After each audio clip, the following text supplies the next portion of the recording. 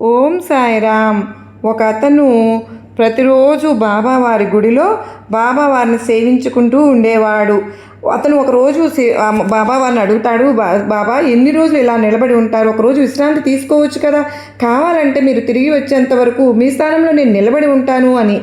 బాబావారు ప్రత్యక్షమే అతన్ని చూసి నవ్వుతూ, సరే ఈ రోజంతా నిలబడి ఉండు, కానీ ఒక చిన్న షరతు ఉంది, మందిరంలో ఎవరు వచ్చినా వారు చెప్పేవన్నీ విను, కానీ వారికి సమాధానం మాత్రం చెప్పవద్దు, వేటిని కలుగు చేసుకోవద్దు అని చెప్తారు.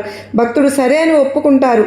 ఆ భక్తుడిని అతని స్థానంలో ఉండనిచ్చి బాబావారు అక్కడి నుంచి వెళ్ళిపోతారు. ఆ రోజు పొద్దున్నే ఒక వ్యాపార ఆలయానికి వస్తారు. బాబావారిని మొక్కుకుని తన డబ్బుల సంచిని అక్కడే మరచిపోయి అక్కడి నుండి వెళ్ళిపోతాడు. సేవకుడు ఆ వ్యక్తిని పిలిచి ఆ సంచిని తిరిగి ఇచ్చేద్దామని అనుకుంటాడు, కానీ బాబావారి మాటలు గుర్తుకు తెచ్చుకుని మౌనంగా ఉండిపోతాడు. తర్వాత కాసేపటికి ఒక పేద వ్యక్తి అక్కడికి వస్తాడు. అతను బాబావారిని మొక్కుకుంటూ ఉంటాడు, బాబా దయచేసి నాకు సహాయం చేయి, నాకు డబ్బు అవసరం ఉంది అని. అప్పుడు అక్కడ ఉన్న డబ్బుల సంచి అతని కళ్ళల్లో పడుతుంది. ఆ వ్యక్తి ఆ సంచిని చూసి సంతోషంగా బాబావారి కృతజ్ఞతలు చెబుతూ అక్కడి నుంచి వెళ్ళిపోతాడు. కాసేపటికి ఒక నాయకుడు గుడికి వచ్చి, బాబా నేను నెల రోజుల పాటు సముద్ర ప్రయాణానికి వెళుతున్నాను, నన్ను విపత్తుల నుండి కాపాడు అని మొక్కుకుని అక్కడి నుండి వెళ్తూ ఉండగా రక్షక భటులు అక్కడికి వచ్చి సంచిని అతనే దొంగతనం చేశాడు అనుకుని అతన్ని పట్టుకుపోతూ ఉండగా ఇదంతా చూసిన ఆ సేవకుడు తనను తాను ఆపుకోలేక ఆ భటుల దగ్గరకు వెళ్ళి జరిగిన విషయమంతా వారికి వివరించి చెప్తాడు. భటులు అతన్ని విడిచిపెడతారు. అలా సాయంత్రం అయిపోతుంది. బాబావారి ఆలయానికి తిరిగి వస్తారు.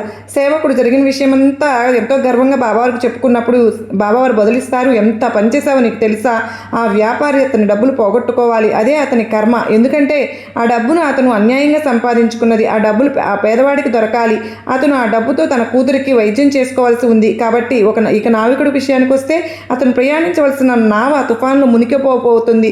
అతను భటుల చేతుల్లో బందీ అయి తీరాలి, దానివల్లనే అతని ప్రయాణం ఆగిపోతుంది, అతని ప్రాణం కాపాడబడుతుంది. ఇప్పుడు నువ్వు కర్మఫలంలో జోక్యం చేసుకున్నావు, పేదవాడిని భటులు పట్టుకునేలాగా చేశావు, అంతా గందరగోళంగా మార్చేశావు. కనుక ఒకటి గుర్తుపెట్టుకో, నేను ఏ పని చేసినా సరే దాని వెనుక ఏదో ఒక అర్థం దాగి ఉంటుంది. మనుషులు కేవలం ఆ సమయానికి వచ్చిన విపత్తును మాత్రమే చూడగలుగుతారు, కానీ నేను మాత్రం ఆ చెడు వల్ల కలిగే మంచిని కూడా గ్రహిస్తాను. అందుకే నీకు ఏదైనా ఆపద కలిగినప్పుడు గుర్తుపెట్టుకో, ఆ ఆపద తరువాత నిన్ను సంతోషపరచడానికి నీకోసం ఏదో ఒక ప్రణాళికను సిద్ధం చేసే ఉంటాను అని. కనుక నిరంతరం నాపై నమ్మకం ఉంచి ఉండు అని చెప్తారు. కనుక మనం బాబావారి కోసం ఏది చేసినా అంతా మన మంచికే కదా. మరి ఈ సందేశంలో ఎంతో అంతరార్థం ఉంది కదా.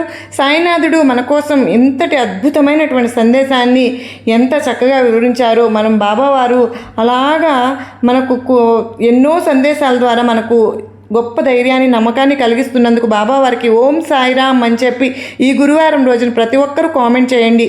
సర్వే జనా సుఖినో భవంతు.